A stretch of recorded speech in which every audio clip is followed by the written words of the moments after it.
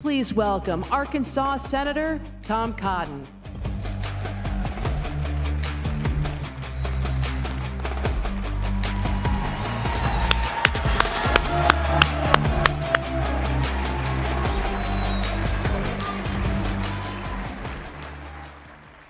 Hello.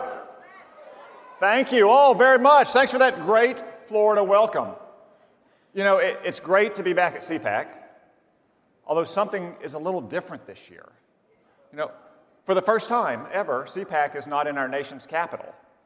That's because they won't let us anywhere near our nation's capital. Think about it. Even though cases are plummeting and vaccination rates are surging, we are still banned from getting anywhere near our nation's capital. Now, contrast that with what happened last summer with the BLM protests there. Thousands of people in the streets as cases were surging. Did Democratic politicians try to lock that down? No, they went out and marched with them. Now, maybe if CPAC had promised to burn down buildings and tear down statues, they would have let us up there. But there's nowhere I would rather be than here with my fellow patriots, free than locked down in Washington, D.C.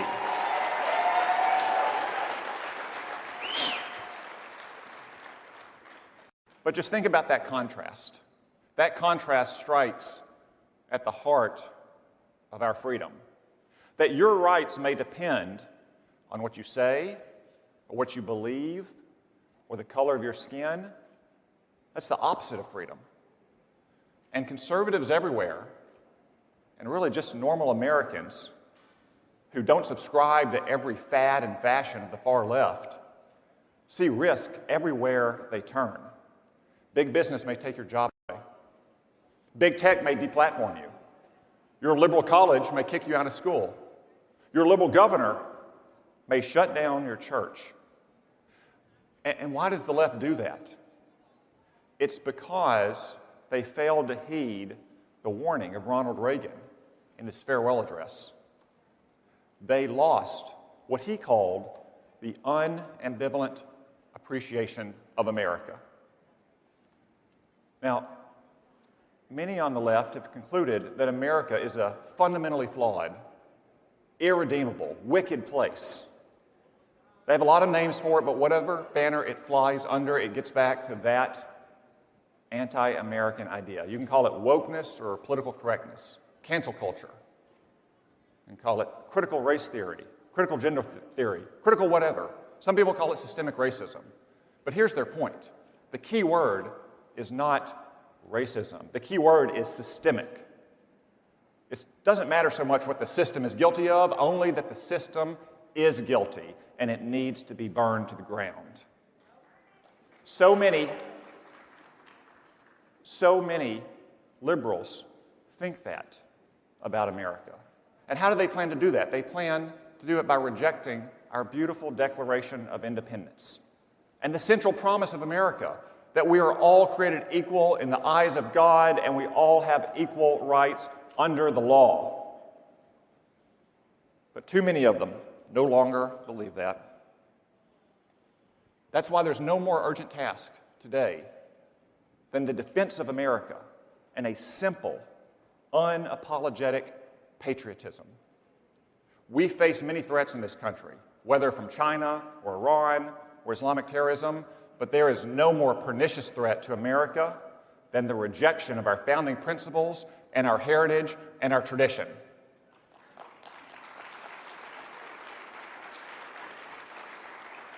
And to all those on the left who would reject those things, I have a message. We will defend America without fear, without reservation, and without apology. I mean, after all, we've seen what happens when people lose the nerve to defend America. Last summer, chaos and riots engulfed our streets. Police stations were firebombed. Buildings, businesses were looted.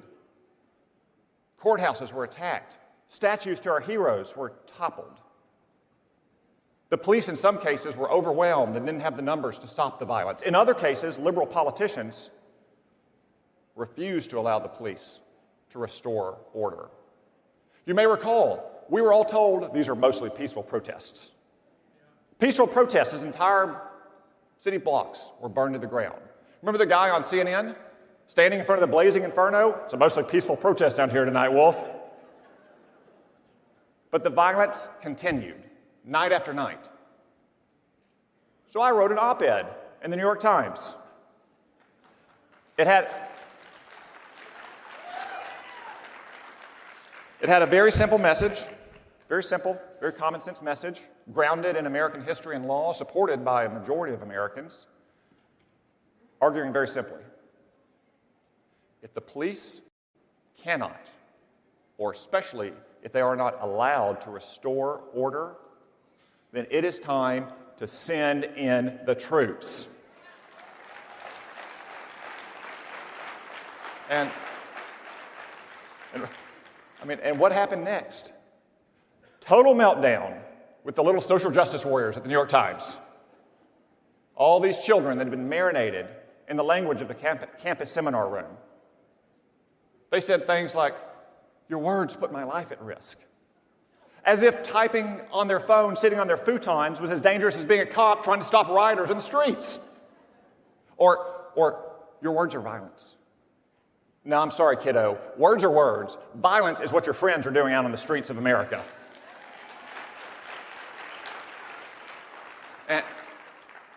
And of course, the New York Times editors, they caved and rolled over and they apologized. They said my work didn't meet their standards.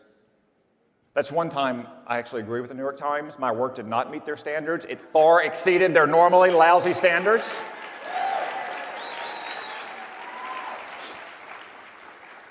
You know, some people on the left even called for me to apologize. So let me say again, I will never apologize for defending America.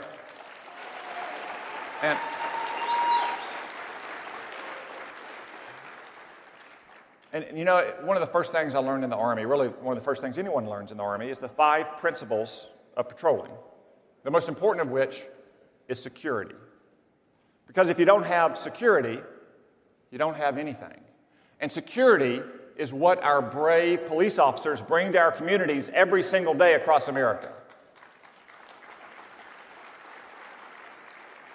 And that's why conservatives should never apologize for backing the blue.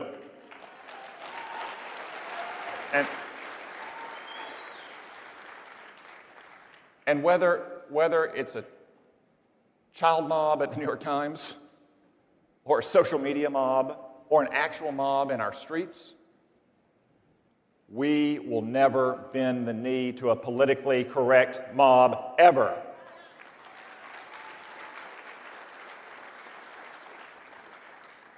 Now, the New York Times is a laughingstock, obviously, but this is no laughing matter. The Democrats expect us all to surrender, to capitulate.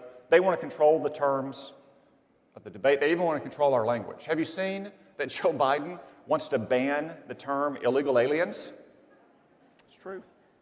What does he want to replace it with? He wants to replace it with undocumented non-citizen. True, I'm not making it up. Why are they undocumented? Because they're illegal. It's simple, people.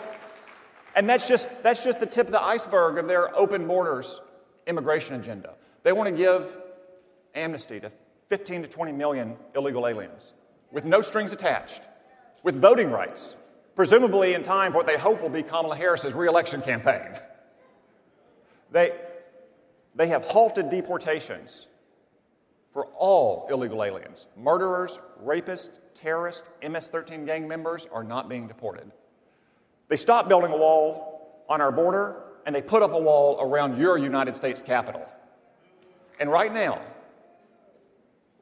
as we speak, they are literally tracking down illegal aliens in Mexico who Donald Trump turned away to invite them to come back. That's not catch and release, that's recruit and release.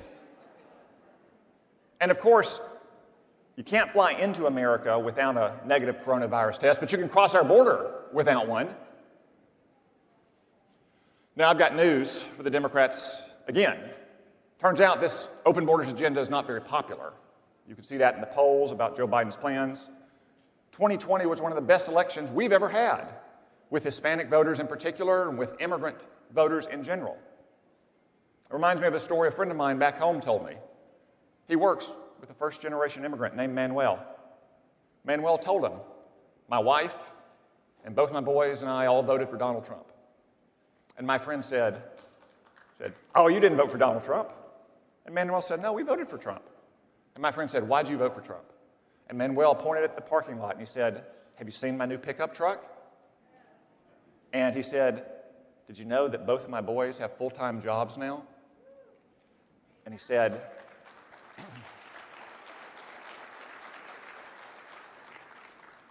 you know, I'm not offended by what Donald Trump does.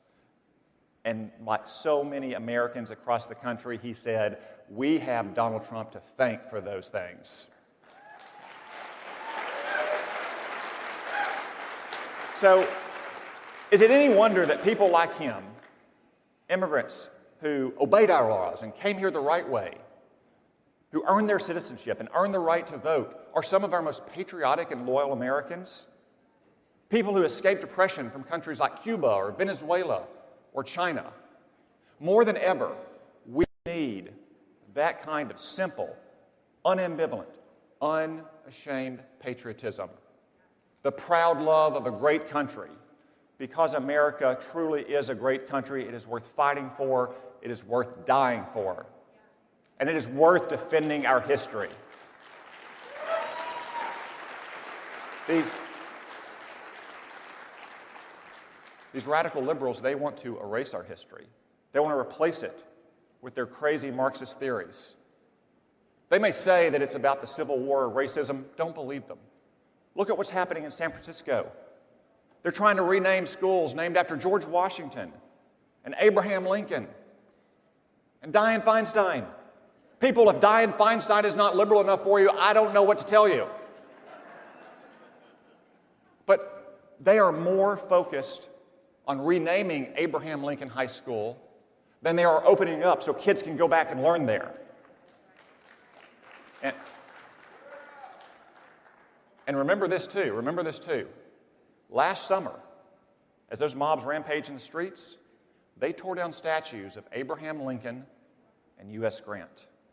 When they're tearing down statues of Lincoln and Grant, it's not about the Civil War or racism, it's because they hate America.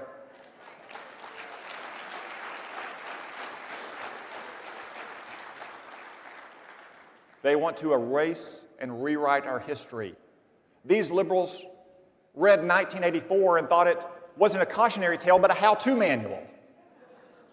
These are the same liberals that were burning our flag over and over again last summer in the streets. And what happened? The media celebrated them. Kamala Harris bailed them out of jail. Well, I think you all know what we should do with rioters in the street. We should lock up every last one of them.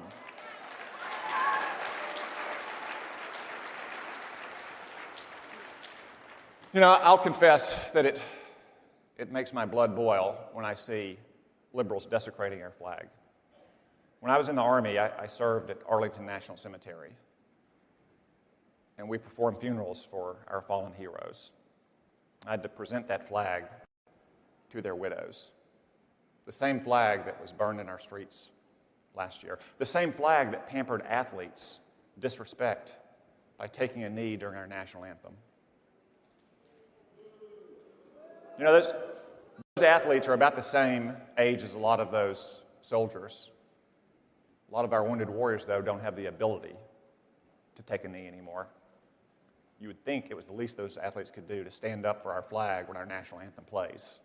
But if they won't stand up, then we will stand up for our flag. And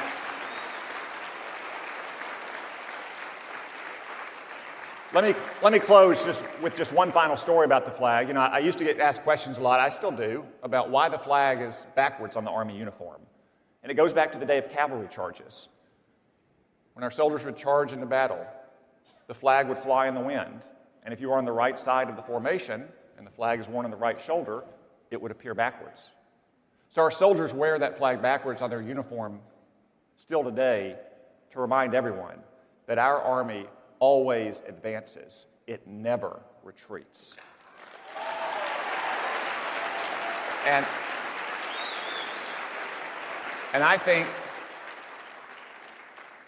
that's a pretty good lesson for us today. When America is under assault and conservatives are under attack, we will never retreat. We will never surrender, and we will always defend and protect the United States of America. Thank you all. God bless you, and God bless the United States of America.